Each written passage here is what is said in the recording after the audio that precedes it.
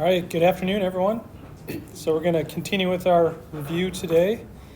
We were in the middle of discussing Unit 3.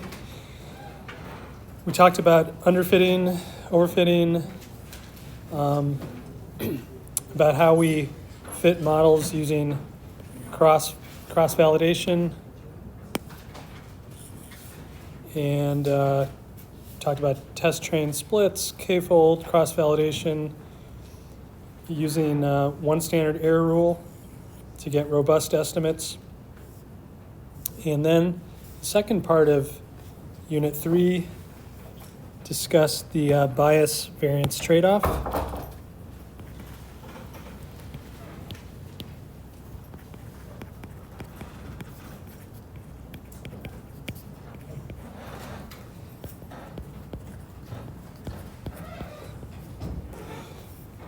So to set this up, we have a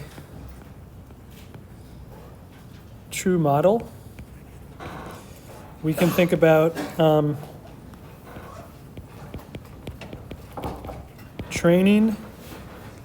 For this, we have yi is some function of feature vector xi plus epsilon I. And then for testing, we have y equals the same function of x plus epsilon. And here, epsilon I and epsilon are IID, zero mean, and variance sigma squared. And then we have a prediction model, which is y hat is some function f hat, where we take in the test features x and some parameters beta hat. And here, beta hat are our trained parameters. So these are random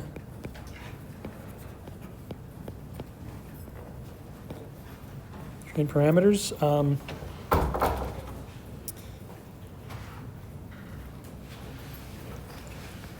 So these depend on random xi and epsilon I. So that's why we think of them as random. Let's see, what else? I think those are the main things. So we have true model, which has some function f, and then our prediction model has usually a different function f hat that is dependent on these parameters. And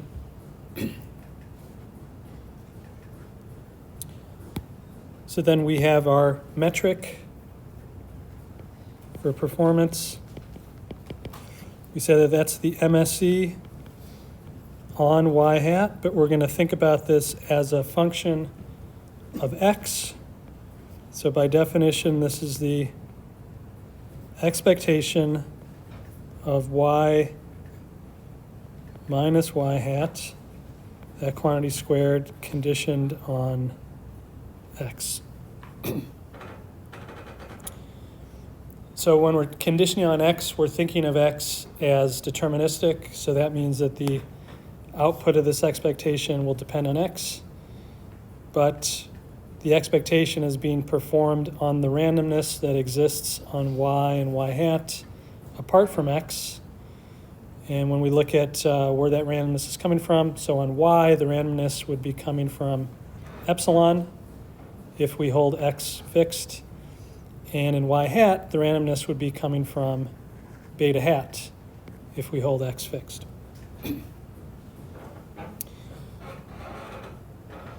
All right, and so then we did this long derivation.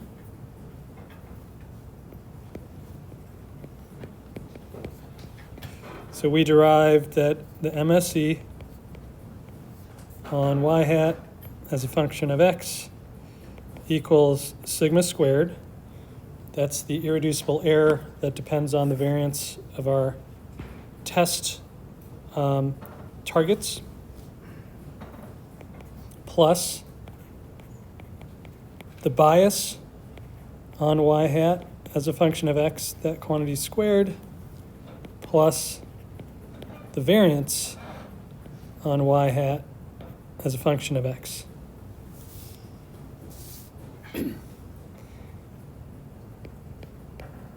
And the bias on y hat as a function of x is the expected value of y hat minus y given x. And the variance on y hat given x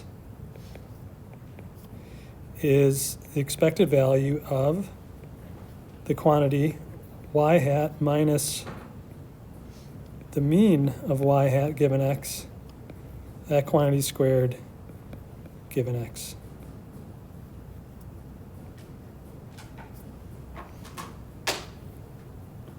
Okay, so in words, when we think about bias, this is the difference between y hat and y on average for a fixed feature vector x. It does not, so if your bias is 0, that's what we hope for in many cases. It does not mean that y hat equals y. It just means that on average, they agree. Like if you did this experiment over and over and over again, and then you could look on average over many, many experiments, they would agree. But for a given experiment, you don't get to take this expectation, and so they're not going to agree. Okay, so the bias measures something about how good our prediction is relative to the truth. The variance does not involve the true labels y. It's about how much y hat deviates from its average value given x. So this just tells how much fluctuation is in our predictions y hat relative to their average value. Okay, so those are the ingredients of the mean squared error, this irreducible error plus the squared bias plus the variance. And what's so useful about this interpretation is it gives a way of thinking about a lot of trade-offs in machine learning. So we have, in general, we find that the bias or the squared bias decrease as the model complexity increases. On the other hand, the problem is that the variance increases as the model complexity increases. What we really care about is their sum. The mean squared error is the sum of those two plus an extra additive term that we can't do anything about. So really, what we have control over are these two guys, and we should try to adjust our model complexity so that their sum is minimal. So basically you get something like the mean squared error, something like this. So this would be the best model, is the whatever trade-off between bias and variance you get that minimizes the mean squared error. So this helps us understand, for example, when we did the polynomial experiment demo, we were increasing the polynomial order D, and we saw that once the polynomial order equaled the true order, our bias went all the way to 0. That was great, but if the model increases beyond the true order and it gets larger, then the variance starts increasing. So at least in that polynomial example, we wanted to select the true model order, not surprisingly. but we could then understand exactly why under-predicting or over-predicting is bad, and how it's bad. Okay, so is this making sense? Are there any questions on anything here? No? Everything's good? Okay. We also saw special case.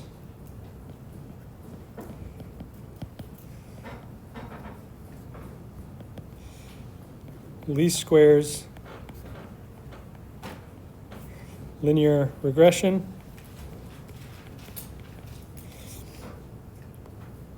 So in this case, D is just the number of features in the true model, or D true is the number of features in the true model. D is the number of features in the hypothesized model, and we just assume that you pick up a new feature every time you increase D. So when D is strictly less than D true, we saw that we have a bias that's not equal to 0, which means we have underfitting.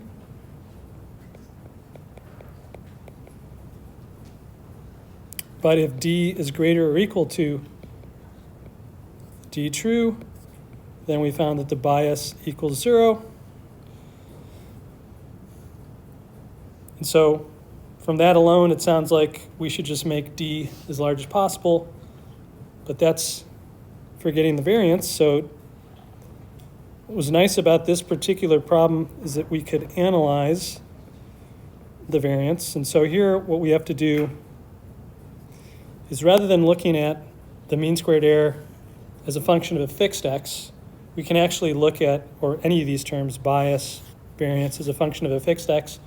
You can do an expectation over all x's, and you can just sort of get one number then. And the number we found you get is D plus 1 over n times sigma squared. So here you can see exactly the cost of choosing a D that's too large. So as D gets larger, your variance just grows by that amount. So here we have n is the number of training samples, sigma squared is the variance of that testing noise. So this variance term just gets, increases linearly with D. Meanwhile, the bias decreases and then it flattens out at 0. So here again, you'd be best off choosing the true D for your model in terms of the mean squared error, not surprisingly. Okay, so we didn't look at the derivation details in the lecture, but if you're curious to see them, there's a handout which went through that derivation step by step and derived all this stuff. And like the other handouts, it's just more examples of using those expectation properties and so on, and could be worthwhile taking a look at if you want to get more comfortable with this stuff. All right. So any more questions about any of this bias variance trade-off or anything else for Unit 3? Okay, no questions? Okay, great. So let's go on to Unit 4, the last unit covered on the midterm.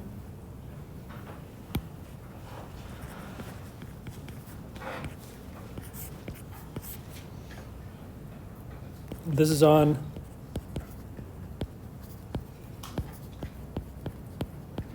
feature selection, where the problem is to choose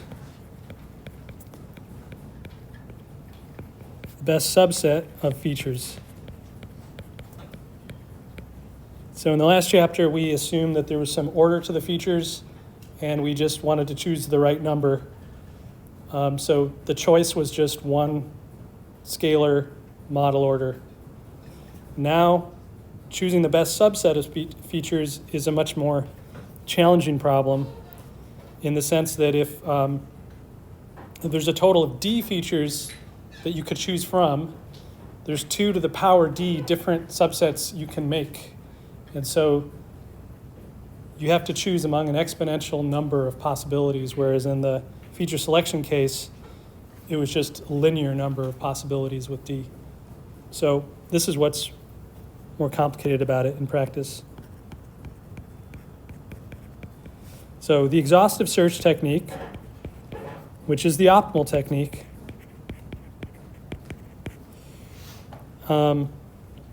would be to just hypothesize every one of those 2 to the power D subsets, train a model, use cross-validation to test its performance, and do that 2 to the power D times, and then choose the model that has the best performance.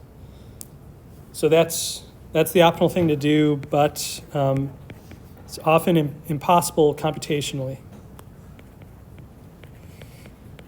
because the complexity grows as 2 to the power D. So let me just say, this is of D features. I'll put the D up there. Okay, so then we focused on a number of other approaches that were more practical. So one was stepwise regression. These are the greedy schemes where you, for example, you look at the single best feature. You find that using cross-validation.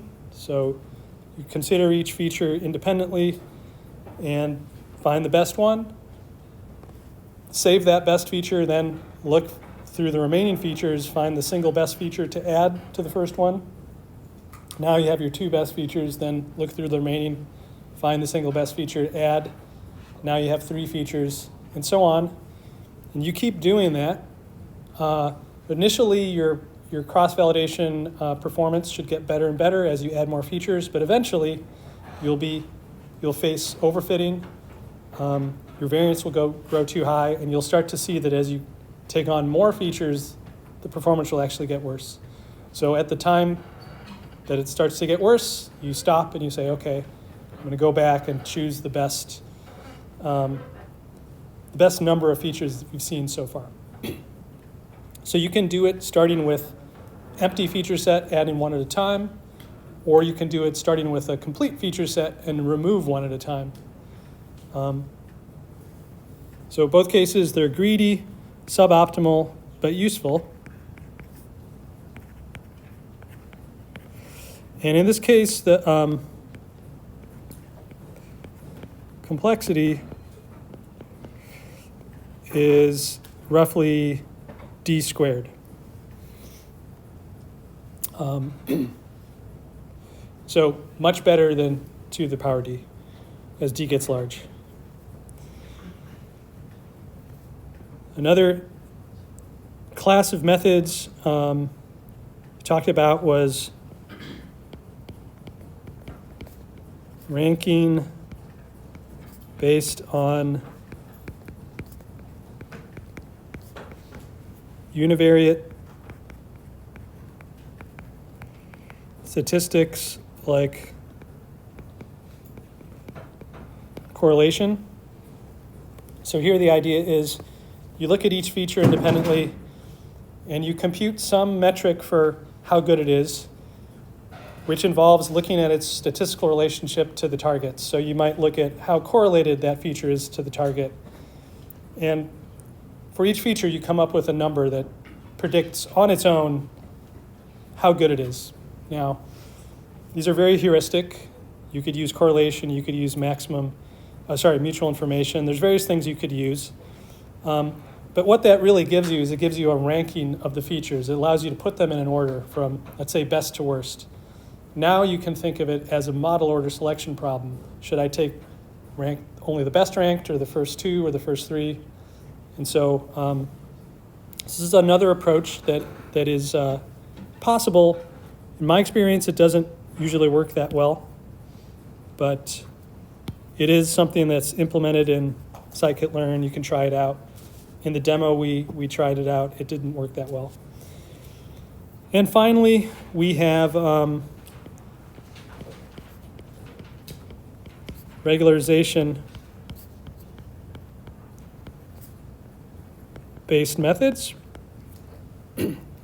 which is where we spent most of our time. So for example, we have lasso.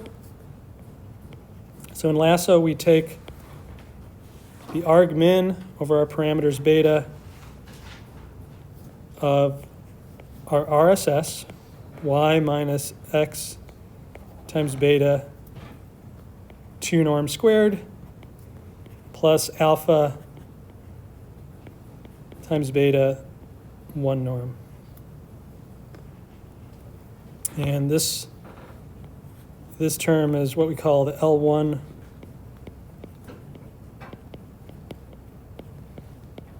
regularization. So we have the main idea behind these regularization-based methods is you take your typical loss. So in regression, we often use this L2 loss, and then you add on a regularization where the regularization penalizes the use of too many features. It encourages you to use less features and to a certain extent smaller. So the idea is if you can set some of your betas exactly to 0, that means you won't be using that feature at all. So in some sense, it's penalizing non-zero beta, but it's also penalizing the size of the beta. And as we saw, that actually leads to some problems with bias, that if you use these, it actually pushes the betas that solve this problem to 0, and that may have unintended consequences. So typically what we do, at least with lasso, is we find that when you solve this problem for alpha in a certain range, a subset of your betas exactly go to 0. And then that means that those features will not be selected by lasso, so it does perform some sort of feature selection. And so what we do is we record which features lasso is choosing. We save just the indices of those features, and then we run least squares on those features. And when we run least squares on the features, we don't have any bias on the betas. The betas are not shrunk towards the origin. And so we get the benefits of feature selection from lasso without the problem of the betas being squeezed towards the origin. Okay, so maybe I'll just write that down. So lasso sets a subset of beta j to 0, and it shrinks the remaining beta j. That shrinkage is not usually a good thing. So we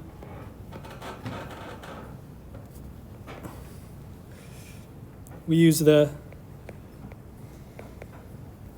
maybe I'll write the indices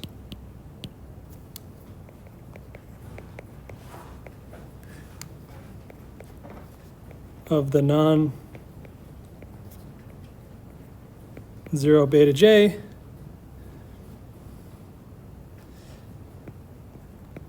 but not their values. And to use them, we fit a least squares model.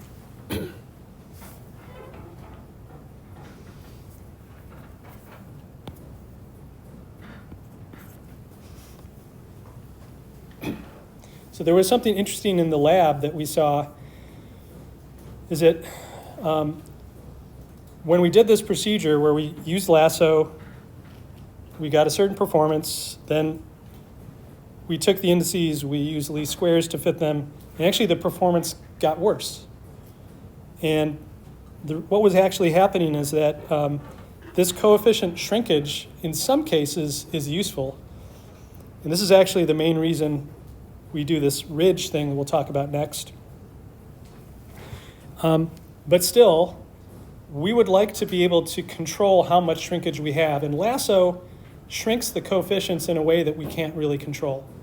So as we increase this alpha coefficient here, number one, it turns off the betas, which is good. Eventually we want to turn off some subset. But number two, it shrinks their values. And maybe it shrinks them too much or not enough. We don't have control over that. So if you have correlated features, then we said shrinkage turns out to be a good thing. But the way to do that is using ridge regression. So in ridge regression, we solve a similar problem. Y minus x beta squared plus alpha. Now we look at the 2 norm, squared 2 norm. This is L2 regularization. So we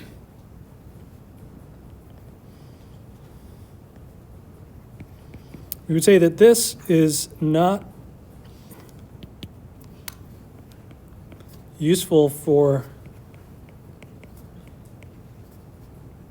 feature selection because it doesn't set the betas to 0. There's no 0 valued beta j.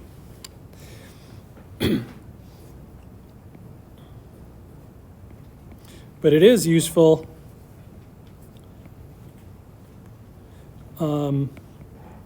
with correlated features.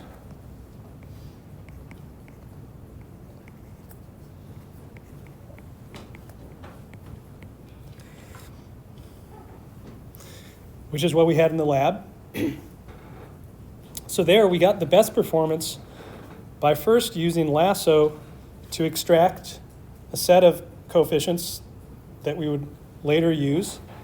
But instead of fitting those coefficients with the least squares, we fit them with ridge, where we tuned the alpha for ridge to get best cross-validation performance. So we were using lasso and ridge together, lasso to select features, ridge to squeeze them to the origin, just the right amount to deal with the correlation in those features.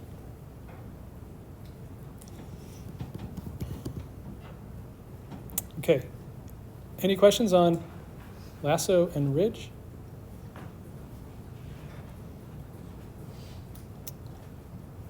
Yes? Does that mean that lasso is the only feature selecting algorithm that we're using, or all the remaining three also have some kind of use somewhere else? So in terms of feature selection, so we talked about 4 different methods. So these all do feature selection.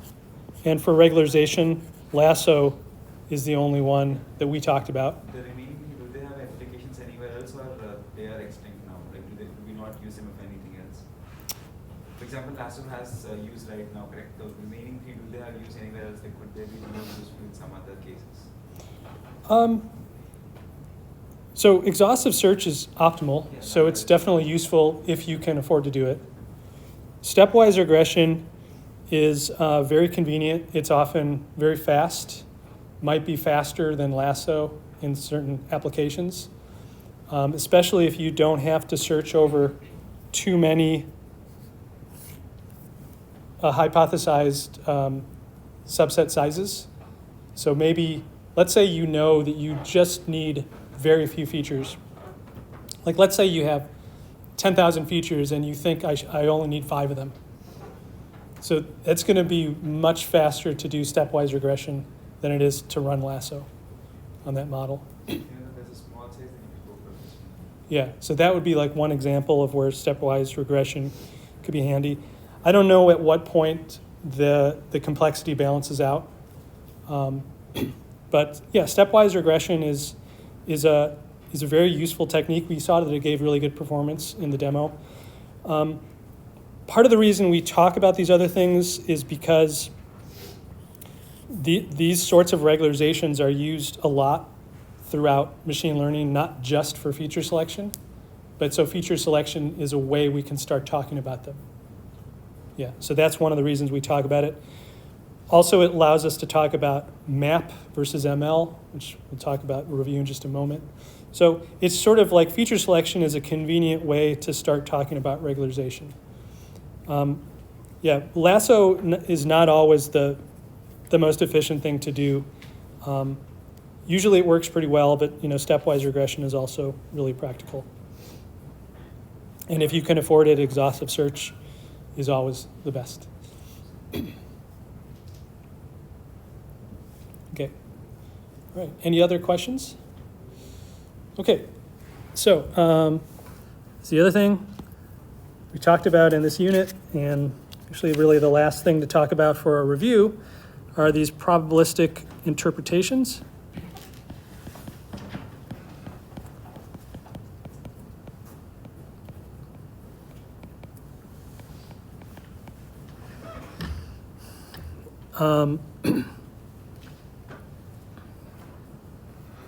And maybe I'll write, let's see, no, that's pretty good. Okay, so the first one we talked about was maximum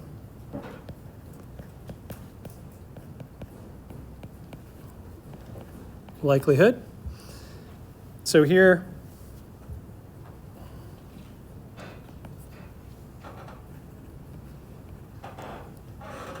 beta hat ML is defined as the arg max over beta of the probability of the training targets given the training features and the parameters. So it's important to realize that y and x are fixed in this interpretation. The only variable that we can vary is beta. And when we fix them, then we call this thing the likelihood, or the likelihood function. So another way to look at this is, in a different application, you might say beta is fixed, x is fixed, but I can imagine different targets y. In that case, that would be a probability mass function. That's maybe the more traditional way we often look at this, but here we're saying for this specific application in machine learning, we're going to fix all the data and vary the parameters that explain the data, and then actually maximize over those parameters this likelihood function to get the best set of parameters. So that's the maximum likelihood framework. And because a lot of our, basically, okay, so typically when we do this, we actually write arg min over beta of the negative log likelihood. And this is just because a lot of our probabilities have some sort of exponential in them, and also because this is a joint PMF over all these different labels, and we assume in this framework that they're conditionally independent. So given this stuff, these guys are independent of each other, which means that we can think about this as a product of PDFs over yi. And then when we take this log, that product turns into a sum, and the sum is much more convenient to work with. So yeah, so just basically for convenience, we often use the negative log there, and then we use a minimum here. And this also gives us like a cost function, something we want to minimize. So one example that we saw here in Unit 4 is we saw that ML estimation of beta under the following model: y equals x times beta plus epsilon, where epsilon was a Gaussian random variable, random vector with mean 0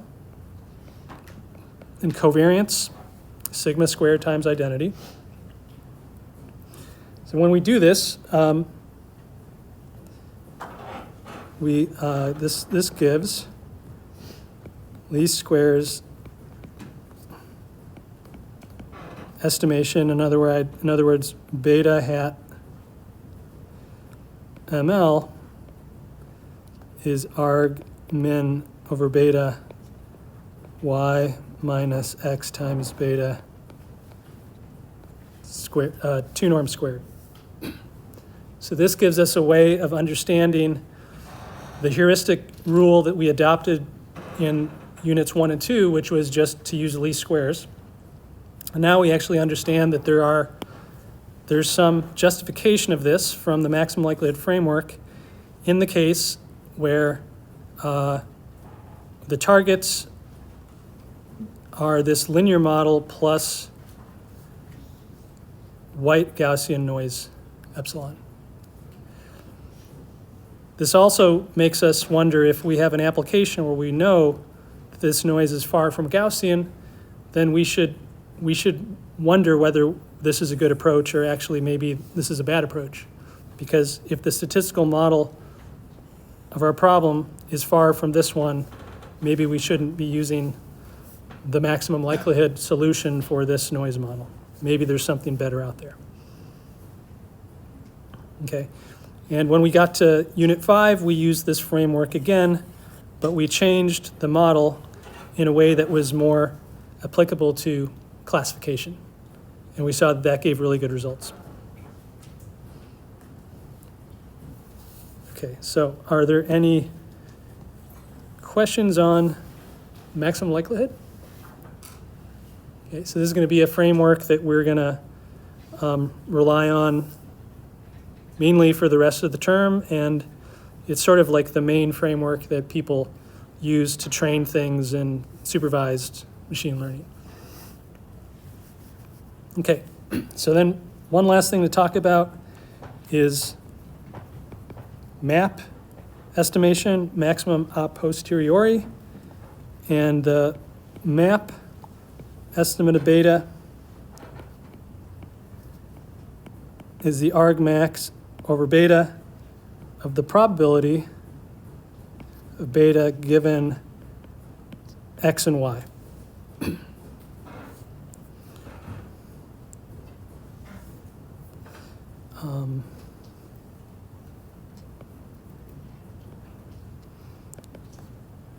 Or let's see, write it underneath. Or the arg min of beta of negative log p beta given x and y.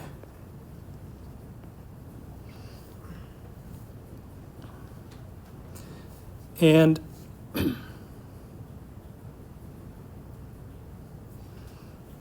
let's see, I'm running out of space here, but so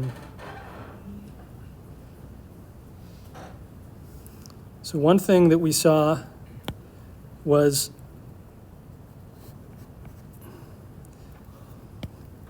this probability beta given x and y.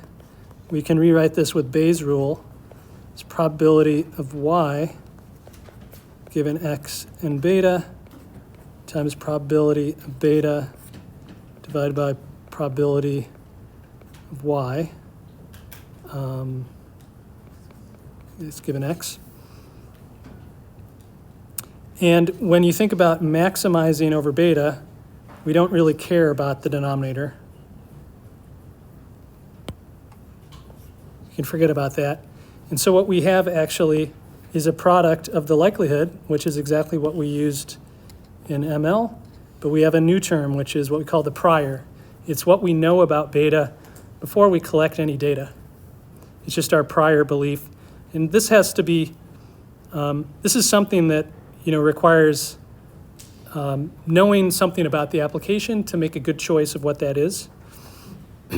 But if you have some prior knowledge and you incorporate it, you should be able to do better with that than without it, because you're bringing in new information to your problem. So what we saw is that when we do lasso and ridge, we can interpret both of these as map estimation with the likelihood, the same likelihood we use for least squares estimation, but with a prior that leads to these two cases. So in particular, we had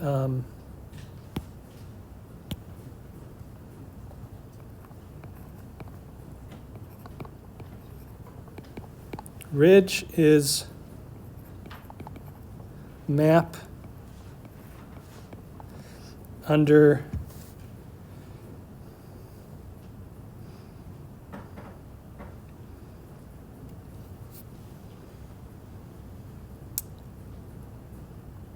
I'll just write it this way. Under beta J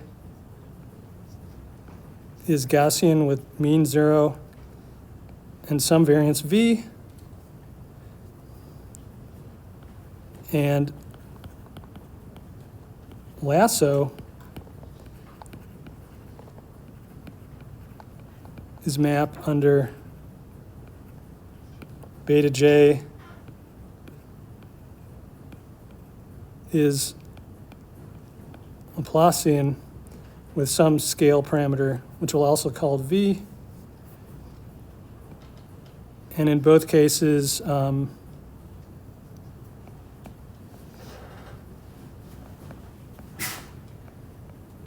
the linear /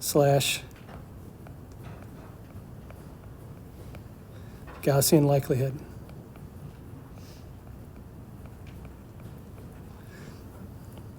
So that's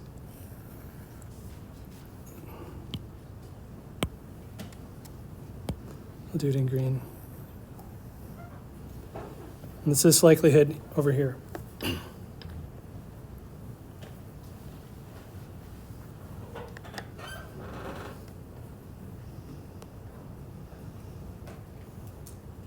So it gives us a way of thinking about lasso and ridge, but it also gives us sort of a new generic tool that we can use when thinking about training, that we have the likelihood, which explains how the targets relate to the features, but then we have this other thing completely separate, which tells us prior information about how our parameters behave. We put them together and we get map.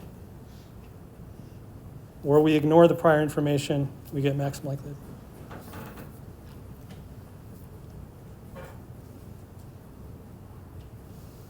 Okay, are there any questions? No? Okay. So that's the end of the review of Unit 4. That's all that's covered on the midterm on Friday.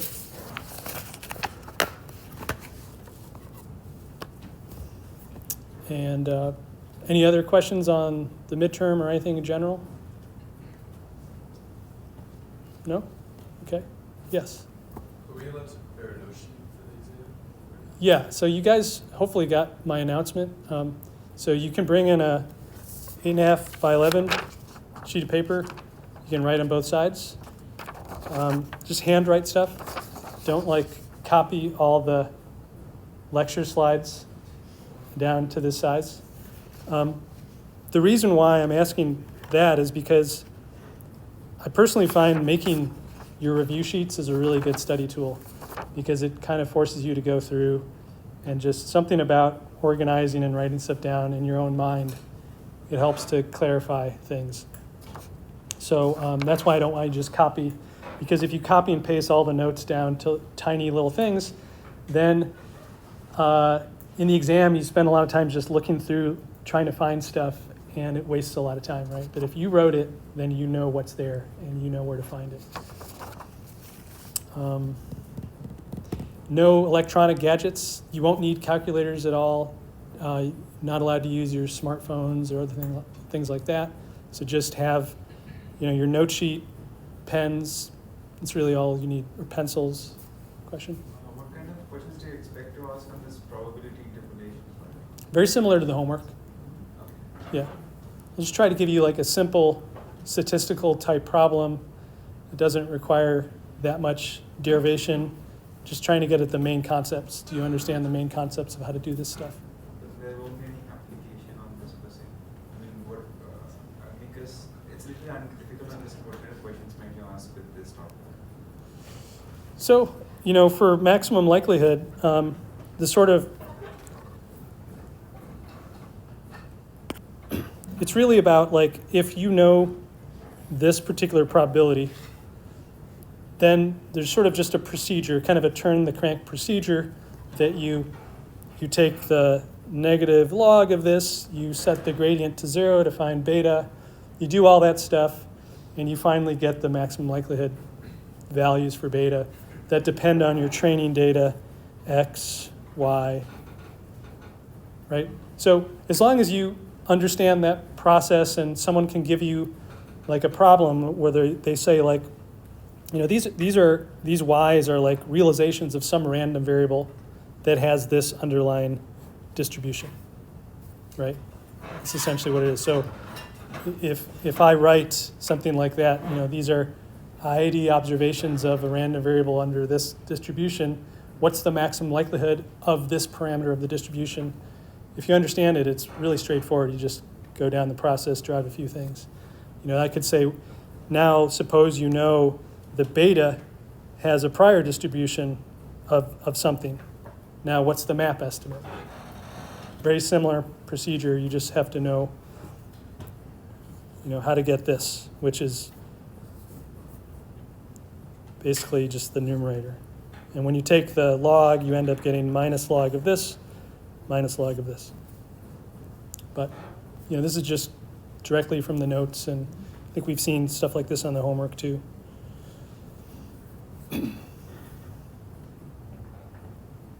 Okay, great. No other questions? Oh, there's one. I didn't see this currently on the files under miscellaneous or lectures or anything. Will this be uploaded to GitHub? Yeah, I will upload this to GitHub. So I just wait until I finished it today, and then I'll upload it. It'll be on the GitHub just after, in the README just after Unit 4. And then I'll upload today's video, obviously, too. So, all right. And on Wednesday, we'll start into Unit 6, which is on optimization. So we'll start into that and then continue that next week after the midterm. All right. Well, if you think of any question. I don't understand the last thing that which is math under the object. Can you explain it to me? Yeah. So if your prior distribution is Gaussian, mean 0, and some variance, V, then, so that's this. That's probably a beta. So that's really all it is. So when this has that Gaussian form, then when you take the negative log, that turns into a sum of beta squared. And the sum of the beta squareds is exactly what this is. This is just sum of beta squareds. And then this alpha is going to have the V here on the bottom. And then on the top, so if you have Gaussian noise of sigma squared, that ends up being over here, and we can also move that to the top and bring it over here. So, but yeah, it's in the notes in lecture 4. So if you want to see some more details, we covered all that lecture 4. Okay. All right. Any other questions? Okay, guys, feel ready? The midterm. Well, if you think of any other questions, you can, about any of the lecture material or anything, you can post them to discussions, or you can ask in office hours this week. And several students have asked me, like they feel like they're maybe falling behind a little bit with regards to material. And sort of my universal answer is, if you can find some time, just go through the notes, just step by step, and make a note of anything in the lecture notes that is confusing to you. And once you've figured out exactly what is confusing, then you can get help on that. You can ask your friends, you can ask me, the TAs, you can post it to the discussion boards, and you can just gradually get your questions answered and get through this feeling like somehow you're not understanding the material. So I think that's really the way to break through and get ahead. And this is a great time to do it when you're reviewing for the midterm. All right. Okay, so see you guys on Wednesday, and good luck in your studying.